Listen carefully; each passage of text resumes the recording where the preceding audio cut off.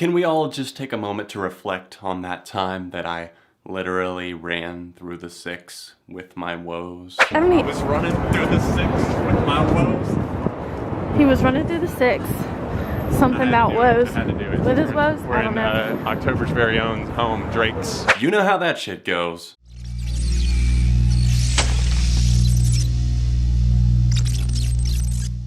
What's up everyone, John from ARTV. It's time for a review of the 4th official album by Canadian rapper-singer Drake. Huge, massive, worldwide success. Came up in like 2008, 2009, whenever the So Far Gone mixtape and then EP were released. I actually got into Drake at that time, and he's one of the only rappers where I've like followed his whole entire career consistently. Last year he dropped the surprise commercial mixtape, which is what it was classified as. If you're reading this, it's too late. It was something that I was a little bit torn on. I did have a chance to kind of settle in with some of the tracks. It kind of grew on me, and I feel like Views, originally titled Views from the 6, is kind of a building block. It kind of builds off of what he was laying down there, and even on Nothing Was the Same. It's technically been about 2.5 years since we got a Drake album, even though he's been doing a lot of projects, including What a Time to Be Alive, a mixtape, another commercial mixtape with the rapper Future, someone that I have never been a fan of. Future appears on this record and drops one of the most asinine verses of 2016 so far on the track Grammys, but we'll hold off on that for now. Views was originally titled Views from the 6, and it's been a very highly and hotly anticipated release from this Canadian recording artist. Drake has always been someone that has found favor in my eyes. I've just liked his flow and his style and his honesty, to be quite fair. I couldn't necessarily pin down a specific reason why I'm drawn to Drake's music, other than the fact it's just kind of real.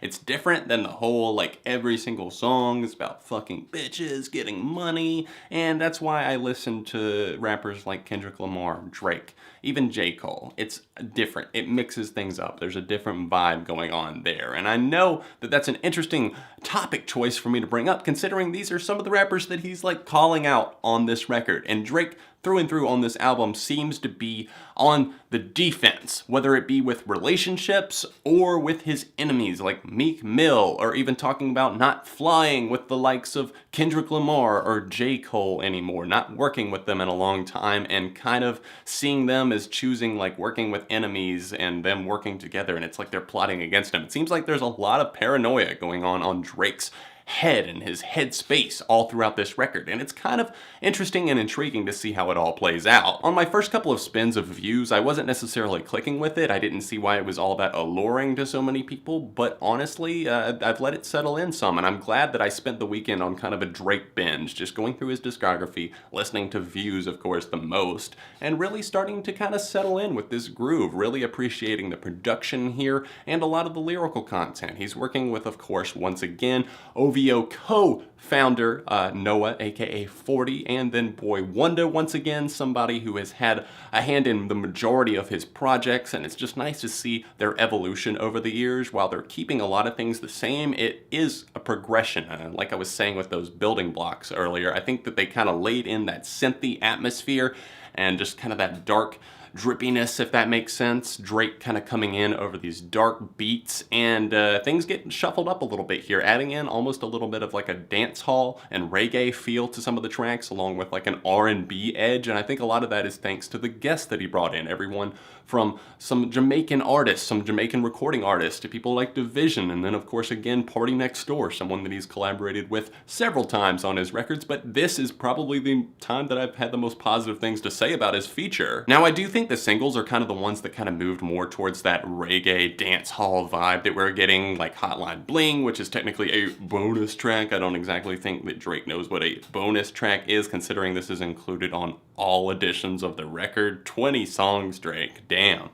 Whew! Your records are long, man. One Dance featuring Kyla and Wizkid is another one that seems to kind of go that route, and I just see a lot of people commenting negatively towards that one, and I really do enjoy that track. I didn't maybe like it on the first listen, but honestly, there's a lot there. I like that track a lot, and I feel like that one, along with Controlla, they come kind of back to back, Controlla coming first. It's a nice little section of this record that just has that kind of island flow to it, and I love the little reggae sample thrown in there right in the middle of Controlla. Just a nice breakdown that makes that track just extra sweet. If you've been listening to Drake for a long time, you probably do tire of the lyrics just a bit, and it's hard for me not to, because tracks like Weston Road Flows kind of recount childhood stories again. We see him reflecting on places like Kennedy Road, places that he's referenced on songs like Energy, even off of his last commercial mixtape there, and I get into moments like that, and Faithful with Pimp C and Division, and it just sees him kind of reflecting on things that I've heard so many times. The themes all throughout this are very coherent. I will give him that. Like I said, he's reflecting on relationships,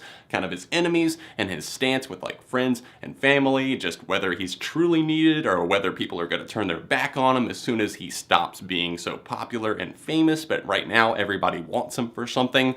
And I do think that it's a very coherent album, and I love that about it. The production kind of flows into each song and in and out. It's just a really good move in terms of the production choices here. But as far as the lyrical content goes, I can't help but just ache for a little bit more out of Drake, but at the same time, there's a lot of bars that he's spitting here, and honestly some really solid singing as well that really just helps sell the album. Immediately, we open up this record with Keep the Family Close, talking about those things that I was just going into, and then even on 9, where he's talking about how much he's done for his city. Take the 6, turn it upside down to a 9. I really like the aggressive flow on not only that track, but moments like Hype as well, and even on the track Feel No Ways, where I feel like the production really just helps amp up Drake, and I like when there's a little bit more intensity, some energy flowing from that track. It just exudes life, honestly, and Feel No Ways is one of my favorite moments here, if not the best song for me. The beat and Drake's presence on this track, it's just so snappy and catchy, it's irresistible to be quite honest. The production kicks in,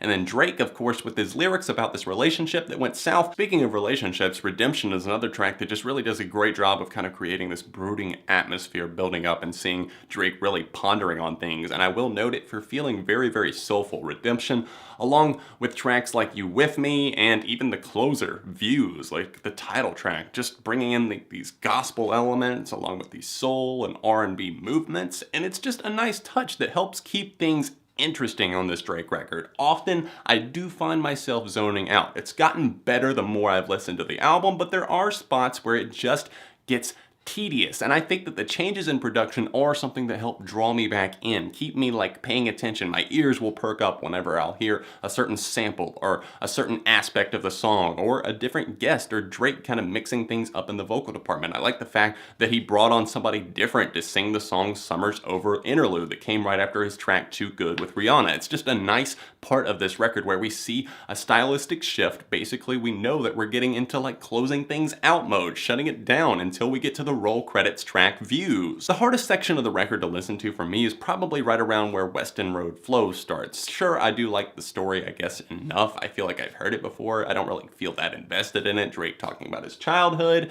and the beat here is just kind of melancholy, a little bit flat, and I see that issue once again on Redemption. Even though I was praising certain elements of that track, it just feels like it's a bit lengthy and bloated. And then we move to the track With You, with Party Next Door, which, like I said, probably the best Party Next Door feature I've seen on a Drake record. I really do like the bouncy and vibrant intro and the singing from Party Next Door there. He's on an OVO label. I see why Drake keeps trying to push that popularity, but at the same time, I never really see him taking off. I don't see him owning this track, and I don't see anything really just hitting that pinnacle. I think that this is another one that just kind of levels out the more you get into it and the more you hear it, and you kind of tire of it, honestly. Then we break into Faithful, which is probably the last part before things start to curve up. We see Still Here, a very angry track. Think songs like Pop Style, where he's kind of going off over a darker, quicker beat, and he's just kind of firing off these bars, talking about his enemies, the way he feels about the record labels, the industry, and that sort of thing. But I feel like Faithful is the last track before that, before things really start to take off again. I mentioned Future having one of the most asinine verses of 2016 thus far on the track Grammys that comes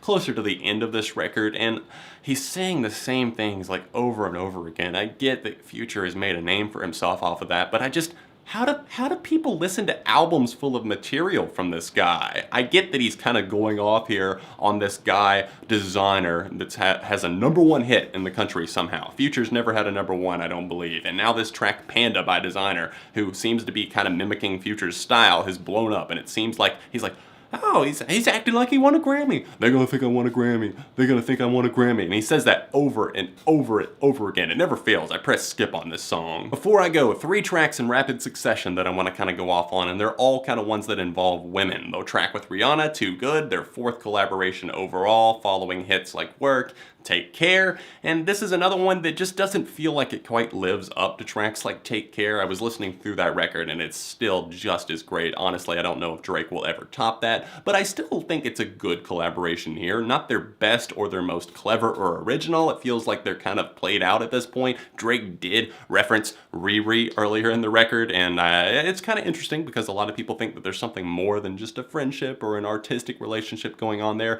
and knowing Drake, maybe. It's definitely a possibility. I think it's a pretty interesting track. And then he kind of talks about things once again on the track Fire and Desire, which is one that came in and kind of grabbed me. Honestly, it didn't get me at first. It felt a little bit too downtrodden, maybe a little bit out there, but honestly, the more you pay attention to the lyrics on this track, the more introspective and thoughtful it really is to you. Why you gotta fight with me at cheesecake? You know I love to go there. The final song that I'm going to discuss is Child's Play. I really like the vocal melody on this song, and then Drake, of course, getting in and starting off this track, why you gotta fight with me at cheesecake? You know I love to go there, and talking about how he can't take this girl anywhere. He's in a high-class establishment. People who drive Camrys and go to Disney, basically associated with like up and middle class culture, I suppose, and she's trying to pick a fight with him in the middle of the place and making him look bad. And it's just a kind of interesting and almost funny track as it plays out and unfolds before our eyes. I really like the percussion on this track and just kind of the synth line here. It's one of my favorite tracks on Views, and honestly one that I find myself coming back to more so than most, oddly. Very, very good production, solid as expected writing from Drake, solid singing as well, great bars. I think that Views, yeah, it's adding up to be a pretty damn good listen all throughout. I'm pretty impressed with it. It didn't quite grab me at first, so don't necessarily just judge it off of one listen. It's one of those things where Drake even said himself, I make music for driving, and driving at night, and for thinking, maybe even while you're laying in bed.